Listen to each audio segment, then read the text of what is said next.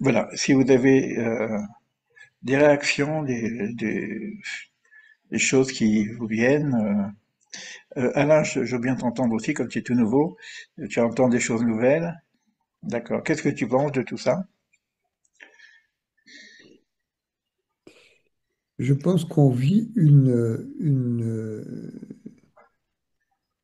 situation qu'on n'avait pas estimée, qu'on qu'on n'espérait pas que ça se produise.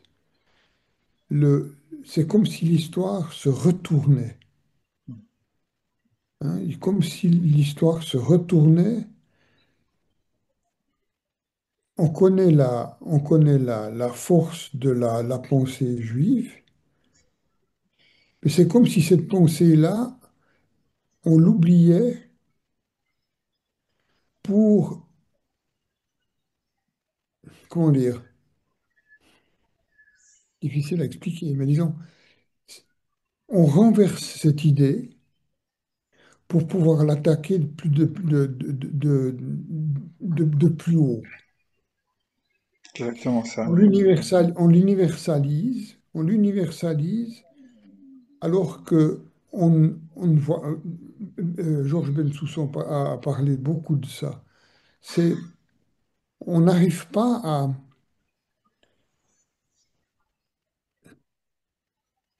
la pensée juive ne permet pas de faire ce que toutes les autres nations font, c'est-à-dire juger complètement une situation par rapport à soi-même.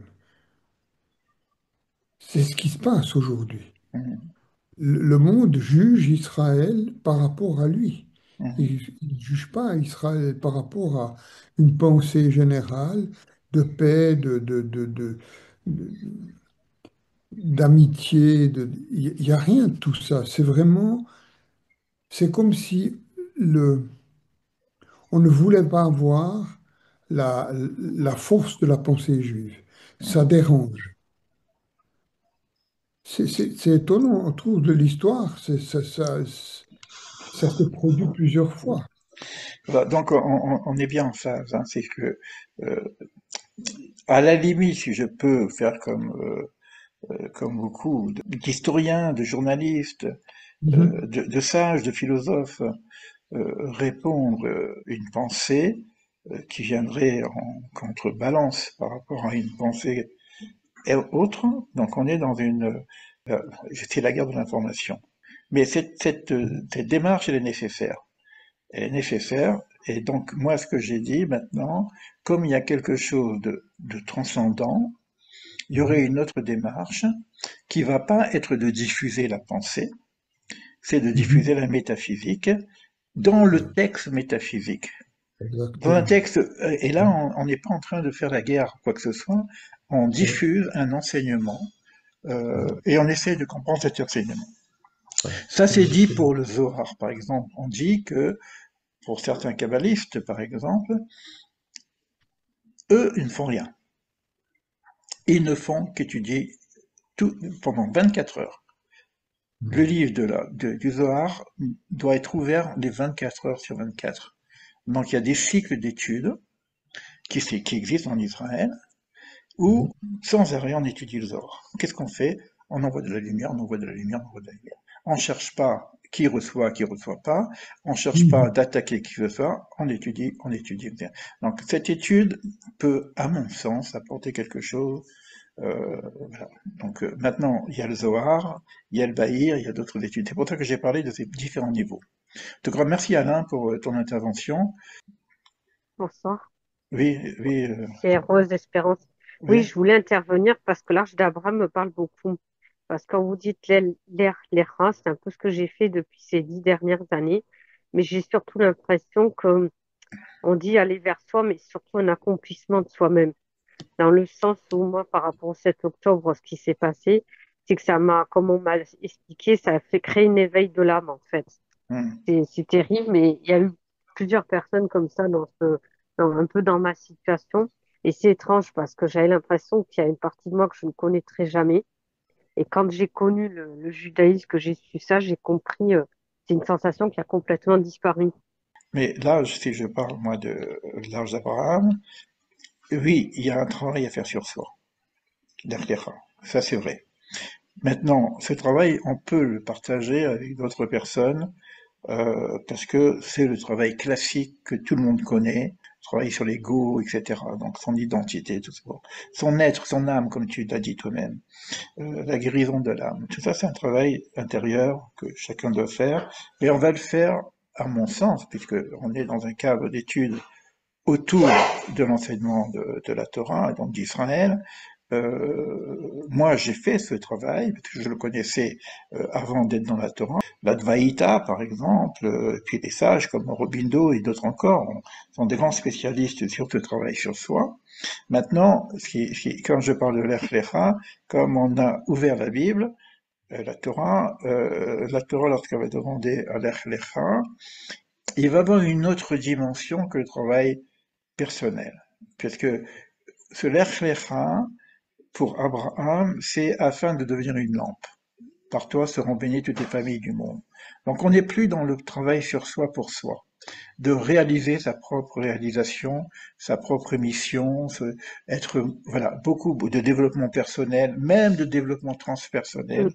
On est dans un truc qui est uniquement basé sur prends-moi, fais de moi une lampe pour le monde. Donc c'est un travail totalement différent parce que je sors de la prétention de me réaliser parce que on risque de tomber en même temps.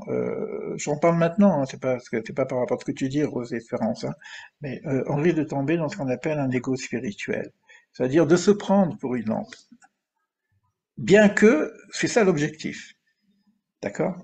Donc c'est très très très fin la conscience spirituelle. C'est très très fin. Donc ça joue sur des fils, hein. C'est pour ça que du point de vue de la Torah, c'est le bitul hayesh. C'est même pas chercher à être soi-même, c'est qu'il n'y a même pas de soi. C'est-à-dire qu'on rentre dans un collectif. Moi j'ai assisté avec d'ailleurs Yalik qui est ici présent à des réunions des militaires.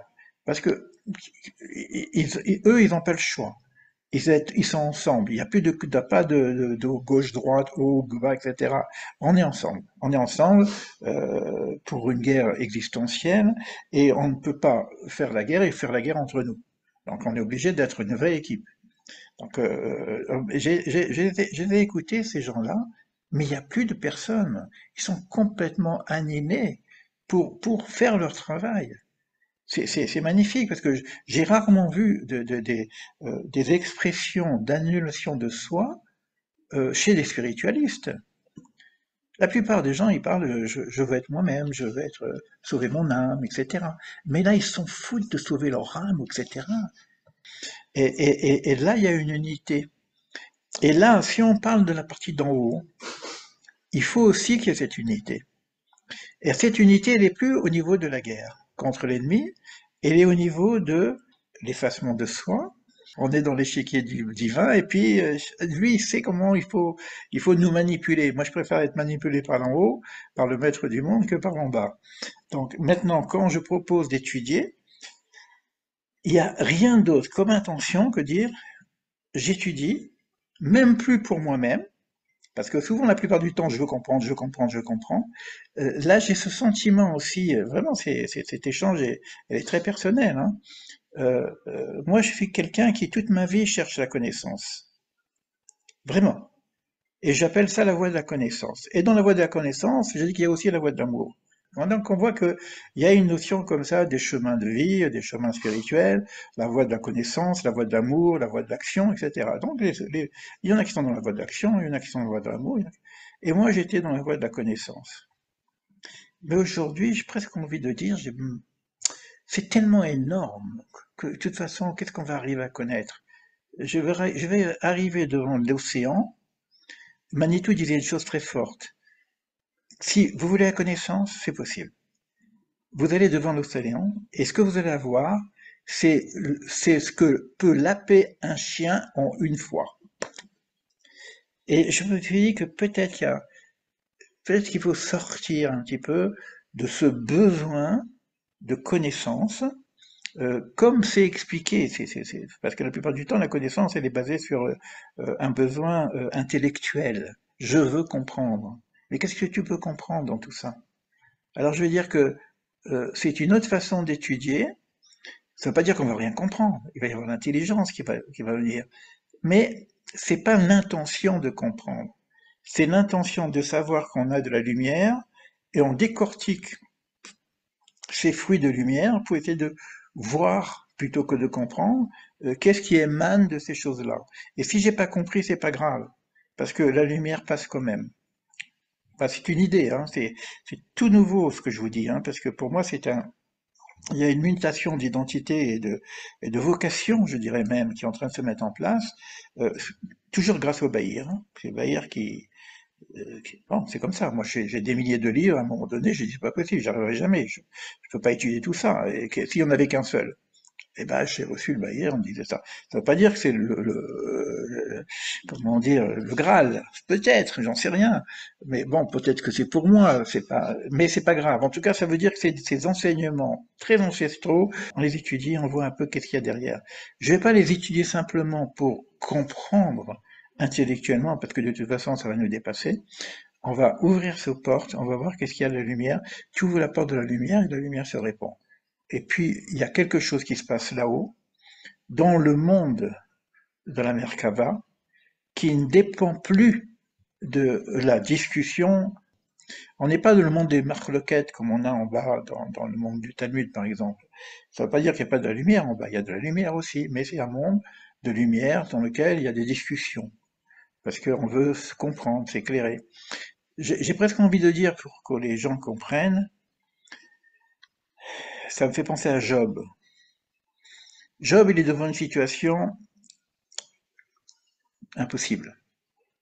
Il peut pas dénouer. Et ses copains viennent leur faire des bondieuseries.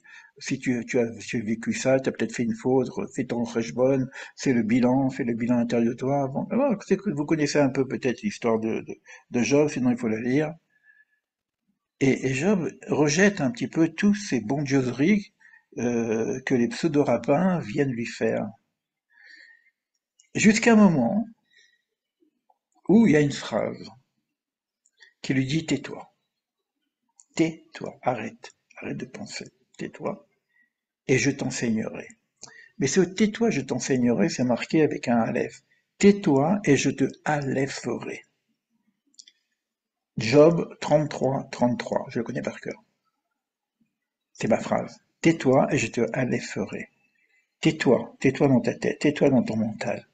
Et je t'enseignerai, parce que Aleph, c'est Ulpan, hein, c'est la même racine. Hein. C'est merveille, c'est les merveilles. Mais c'est un enseignement qui est au-delà de la connaissance ce qu'on appelle le datarton. Tais-toi et je t'illuminerai, je pourrais te dire, parce que Aleph, c'est aussi la lumière, or, d'accord? Et je t'apporterai la lumière. Mais c'est pas une lumière de l'ordre de ah, j'ai compris. Et c'est ça que je veux dire par là, que si on fait ces études-là, je dirais qu'on pourrait avoir une guérison de l'âme, mais au-delà de toutes les médications, de toutes les thérapeutiques qu'on peut avoir. Moi, je suis quand même psychothérapeute. J'ai quand même la prétention d'avoir des outils de la logothérapie, par exemple, qui sont magnifiques et qui peuvent aider des gens dans des situations extrêmes. Mais là, ça va encore plus haut. Parce que le gosse, c'est déjà de la raison, c'est déjà du saisissement, de la compréhension. Là, ça va plus haut. C'est quelque chose que tu ne peux pas saisir. Et qui peut... Alors, il y a un danger. On peut devenir illuminé.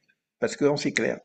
C'est vrai qu'il y a un danger. C'est-à-dire qu'il y a quand même une certaine, comment dire, structure de base à avoir. Parce que ceux qui sont montés là-haut, il y en a un qui est fou, il y en a un qui est mort, il y en a un qui est devenu hérétique. Bon, il y a un danger. C'est ce qu'on parle pour la Merkava. Maintenant, est-ce qu'on peut étudier ces choses-là en mettant un cadre qui nous permet d'éviter de nous noyer? Et est-ce comme on avait fait tous les lundis le cours de Maïmonide, et on voulait continuer d'ailleurs, moi je dis, mais pourquoi on ne ferait pas la Merkava de Maïmonide? Parce que c'est écrit maintenant. On a, je sais pas combien de pages, on a 200 pages sur la Merkava, dite par Maïmonide.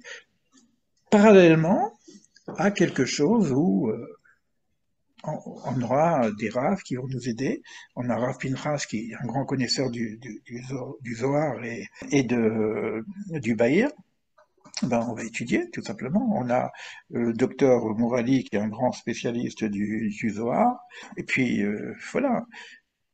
Moi, j'ouvre le champ de l'étude et puis on voit. Ça, c'est la posture qu'on essaye de mettre. Allez, c'est à vous de parler. Élie, Oui, c'est Louisa. Euh, je vais peut-être dire une bêtise,